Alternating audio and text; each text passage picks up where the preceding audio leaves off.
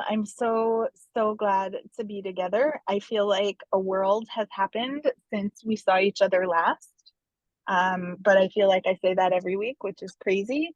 And all the more reason to want to be together today. Naama, thank you as always for just making sure that we have this space carved out. It made such a difference in my week.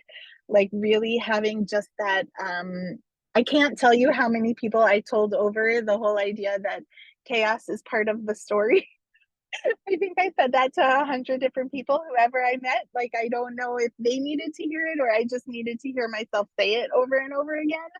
And I'm just so grateful to have this space together.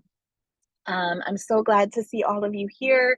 If you weren't with us last week, don't worry about it. Naama's going to catch us all up. And if you were, I'm so glad to see you again. And just a reminder how we come together to respect everything that is shared here. Everything that is shared here is stays here. And we are working very hard, as always, to create community that we come together gently with love and care before anything, keeping our politics outside of this space, even though that is always present and on our mind. We want to just come with our hearts and what's in our hearts. If there will be Hebrew that comes up in our conversation today, but I invite you to take in the beauty of the Hebrew because that's so much a beautiful part of Naama's teaching. And have no fear if there are many of us who are not Hebrew speakers, but the translation will come and we as a learning community together will agree to chip in and translate in the chat if anything needs translation. And if you have questions, please ask because you're doing us all a favor.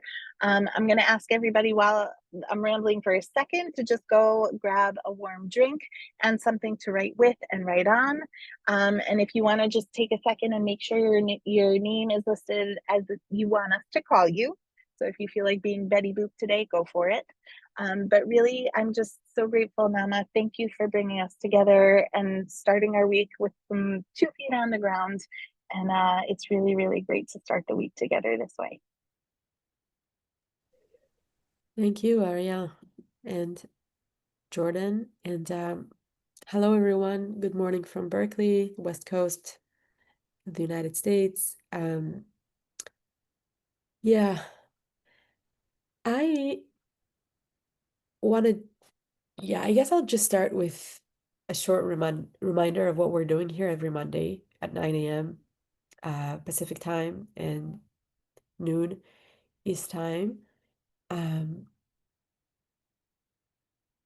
But before I do it, I just want to say, I mean, I feel that I feel it really myself, and I think I also hear it from a lot of my family, at least in Israel, but I think people can relate to that with all kinds of situations, that there is something that needs to be said about the kind of like transition from war to now no war. Um, for a lot of like my grandmother, I spoke to her yesterday and she was like, for 3 nights, I wasn't sure exactly where am I when I woke up in the morning. Um, a lot of people report that they're like kind of like feeling really um, empty and like depleted and like tired.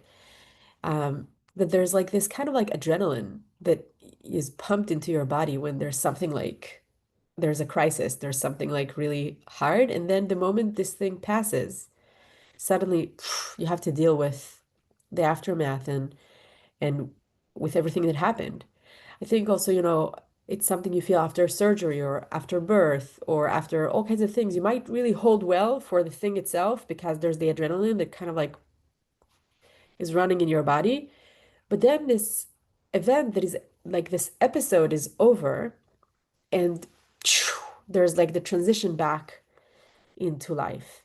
And that place could be a place that drains a lot of energy. So I just want to pay attention to that and to invite everybody to pay attention to this. The transitions are a place where we can lose a lot of energy or gain a lot of energy. So just to pay attention when we are in transition. So last time, right, we're here in Ogen on Monday mornings. We're like, okay, this is a transitional time. We're moving from the weekend into the week and whatever it means in our life. And when we're doing that movement, what we want to do, right, these Monday mornings is to throw an anchor to the bottom of our emotional ocean so that our little tiny boat called me can just be a little more balanced, still moving with the water, still nourished by the deep water, but also not fully flipped on its side every time a storm is coming. So the two metaphors that we used last time is like either to just, throw another anchor and another anchor and another anchor into the ocean until there's like a network under us. And maybe there's some corals starting to grow there, right? There's like a system that kind of like stabilizes us. So we're still moving, but like there's much more stability. Or uh, if you like to be on the ground more, um, I think another thing that I have in mind is, of course, inspired my real life experience is my beans. I grow beans and squash and tomatoes, and my beans are now starting to shoot. They throw these shoots up, and they're like climbing on whatever I put for them, and they're creating this like beautiful green sanctuary just by throwing these shoots. So in the beginning you just see a little shoot, and then it starts like, how do you call it, when it kind of like curls around the wire or whatever you put, and slowly it builds like a whole green wall. So there's something that I feel from my experience, and I think from a lot of people's experiences that I hear, and from the wisdom that we got from Yemima, that there's something very important to be said about the work of doing many small things that in the end create a system. Yemima called it a stitch work. She said, if you want to ascend, just another stitch and another stitch and another stitch and another stitch. And that maybe is connecting to the first anchor that we had last week, Ve'ashev yotzer al mechono. So every week we're learning one sentence, and that was a sentence I'm reminding us from the book of creation. Ve'ashev yotzer al mechono, and return the creator to their dwelling place. And what we said about it was that this is just like a reminder for us that life has cycles, and therefore chaos is also part of the cycle. And things are not in their place, even the creator, and you have to return it to the place all the time. And the work of maintenance is what builds life. So in a way, the work of anchors that we're doing, this to throw these anchors to build the network under us, or to throw the shoots to build this network on top of us, whatever it is that you want to choose as an image, is our maintenance work of building life that is stable emotionally and that can bring us back to center, and therefore can also resonate with those around us and stabilize their energy as well. And that is a spiritual work, according to Yemima. It's not just an emotional work. It's really a spiritual work to pay attention to the network that you're building, because you're building your network in very specific context. I was born in a specific year. I live in a specific place. I have my specific history. So the network that I build is connected to that. And Yemima called it your soul journey. She's like, these things don't happen to you by, it's not a circumstances. It's not like it's not like arbitrary. These things, your soul is doing something specific in these contexts and building another sanctuary. And everybody can build a sanctuary wherever they are. And that's, I think, a beautiful insight. So we did last week, V'hashev yotzer al mechono, and return the creator to their dwelling place. And today, I really feel I need just two words, and I want to spend our time together to speak about these two words. And these two words can be a whole sentence in Hebrew, and the words are Yehi O. Yehi O, let there be light. And the full verse says, Vayomer Elohim Yehi Or, Vayehi O. And God said, let there be light, and there was light.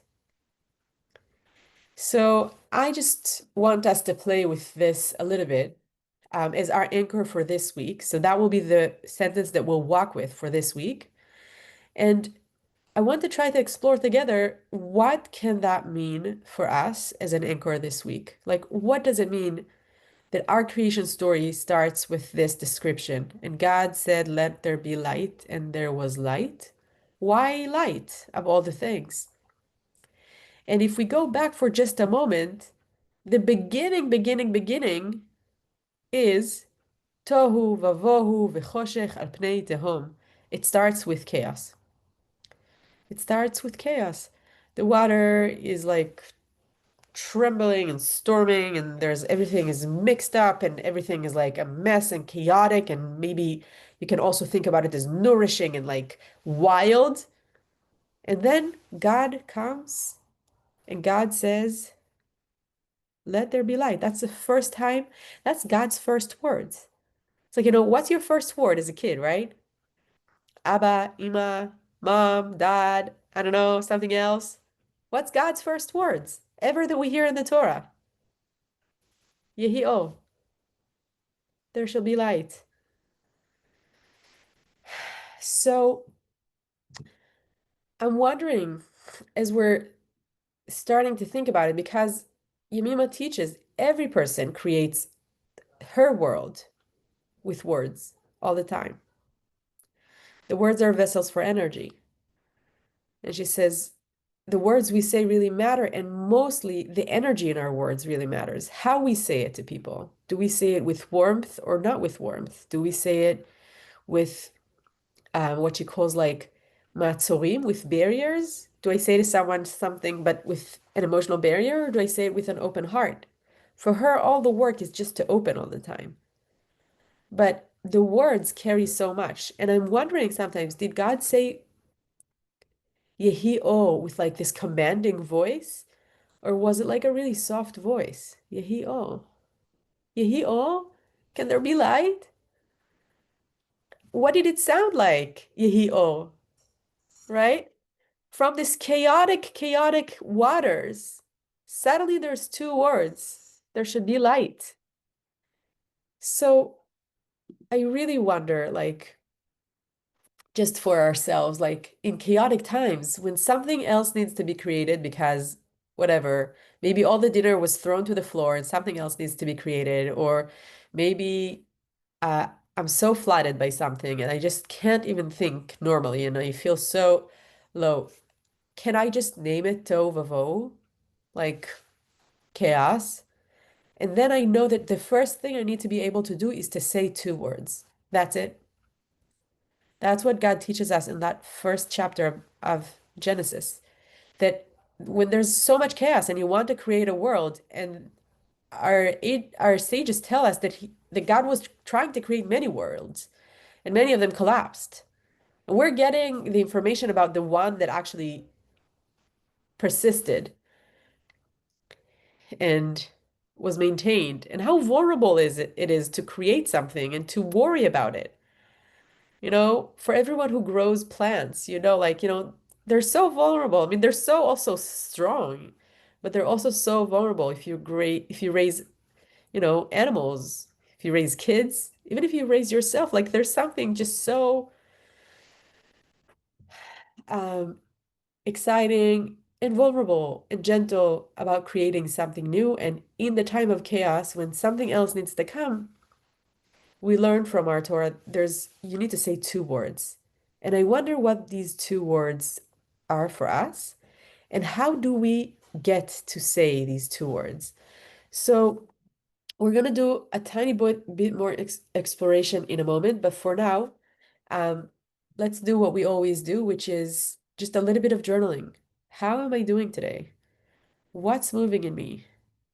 And you can add also, and what does it mean for me to say, let there be light? So the questions would be, what is moving in me? So just the regular paying attention to the soul that is in this body, called this name, with this life story, to yourself. Just pay attention. What's moving in me? What's going on? What do I feel inside? And what does it mean for me to say, let there be light? Yehi o. And I'm going to call us back in about a minute or two.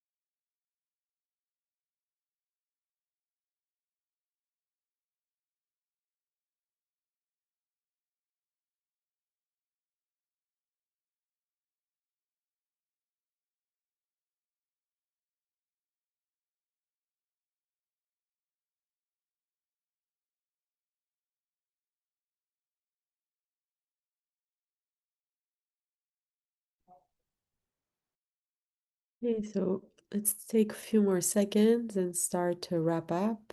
And if people want to share with us in the chat, what does it mean for them to say Yehi O, let there be light? Then uh, please do. We would love to see your insights.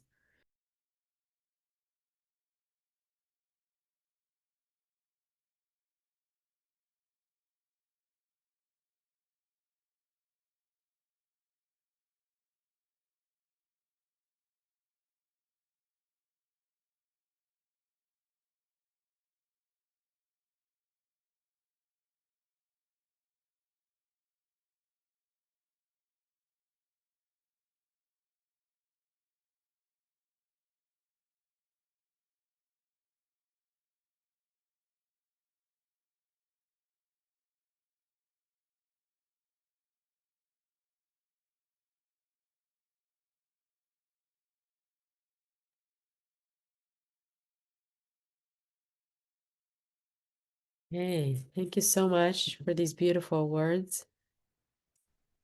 Um, okay.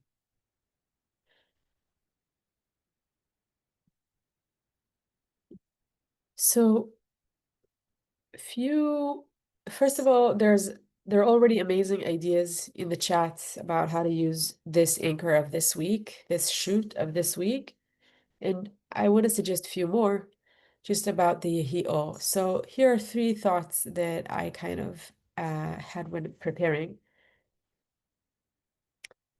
First of all, I just got this new appreciation of like, I was trying to read these words really called me, and I was like, what's going on there? So there are a few different things.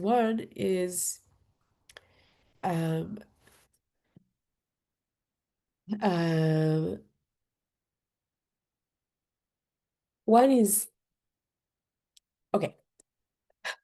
One is that when God says Yehi O, God doesn't know what the world is going to be like. I mean, we always read the Torah as if we know the end of the story. And there's something so structured about the creation. But I think just going to these learnings from the sages where I learned that like there were so many worlds that just crumbled. There's something very courageous about being willing to even try to build anything.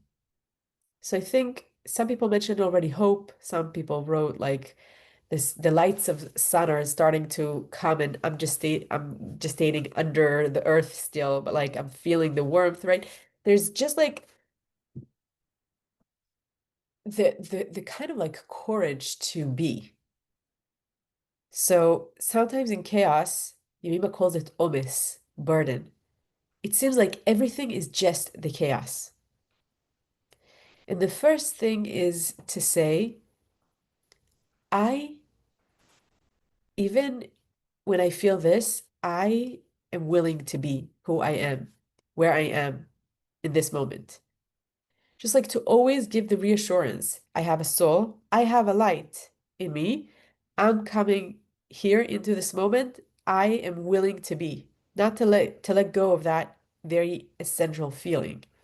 So I think just like by saying Yehi O is like that I'm willing to be, that I'm willing to start creating something. There's something in us that sometimes prefers not to create because creating means a risk. If I create, that's a risk. If I create a new connection, if I create a new teaching, if I create a new, whatever new it is, if I start a new house, right? There's something very exciting and appealing, and there's something also very kind of like, no, no, I don't want to do it. And God starts with like two words, Yehi oh. Let's start with like, I'm willing to be, not still doing anything. And what does happen with this Yehi oh? So the second thing that I mentioned already is like to be also be really willing to say Yehi oh softly. Yehi oh. I'm not commanding my life. I am opening my life. So I'm opening something in my life. I'm like, Yehi oh, can we add a little bit light here? Can we add a little light here? Can I add a little light here? Yehi-oh, yehi-oh. Sometimes if you need the commanding voice, that's fine, but also to allow the yehi-oh, when we're making these plans for the new year and the plan for this day. Someone told me this week to try to have a done list instead of just a to-do list. You know, something like that, to be willing to see, oh, there's a little light already. Something opened a little bit. And then to add a little bit. And then just two words, just two words. Open up, open up, open up, open up. Sorry.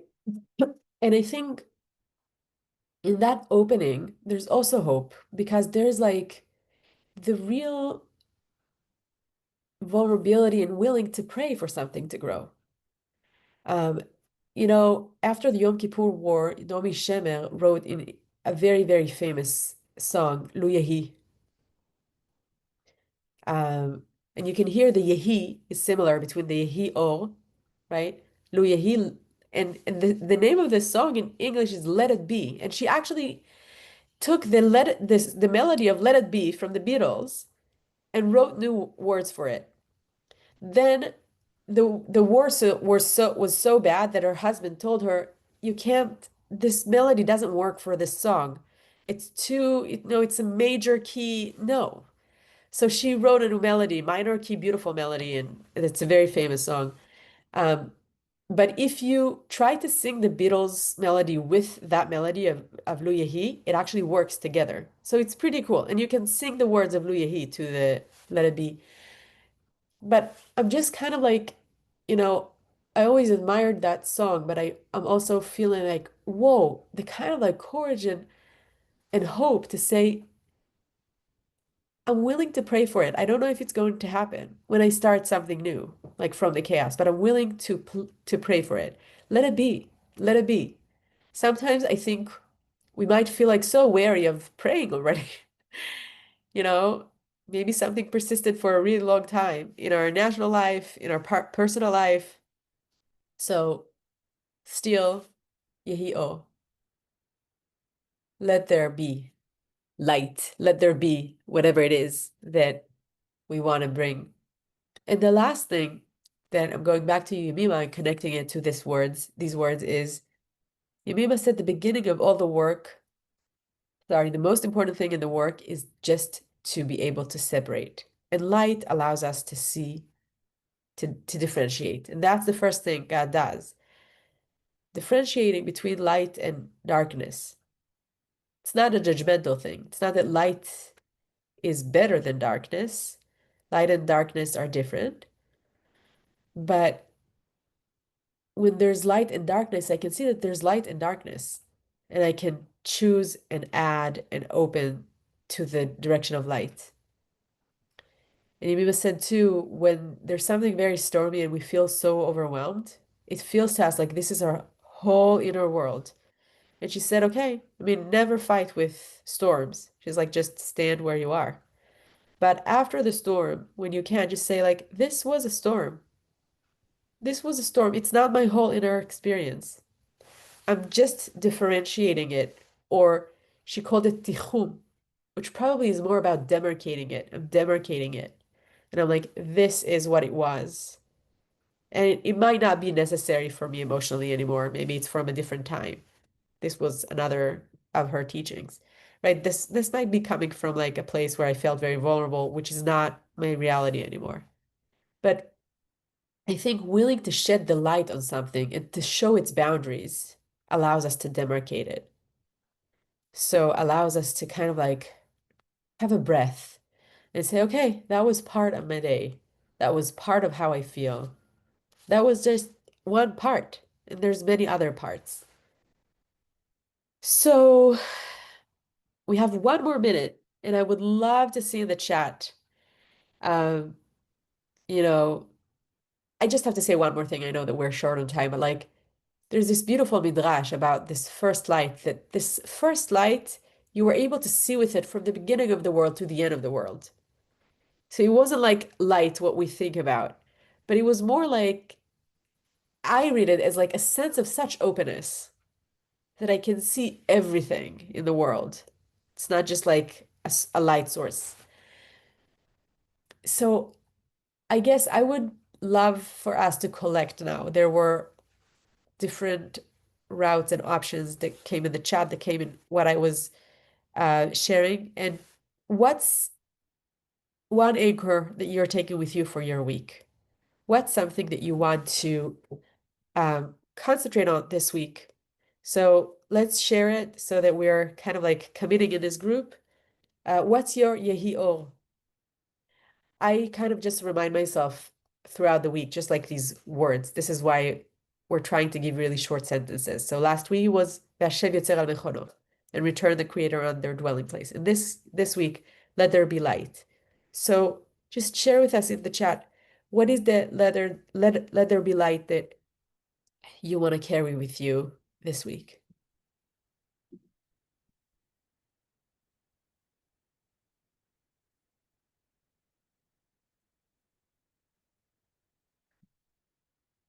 Thank you. I'll send it back to you as a poem next week. Amazing. Thank you so much. Bezrat Hashem, it should be a good week. We'll meet here again next week at 9 a.m. And next week, we will stay also for 10 minutes after class for open time if people want to question or share their insights. For now, really, we're so grateful to hold this, I don't know, vibe together, I guess.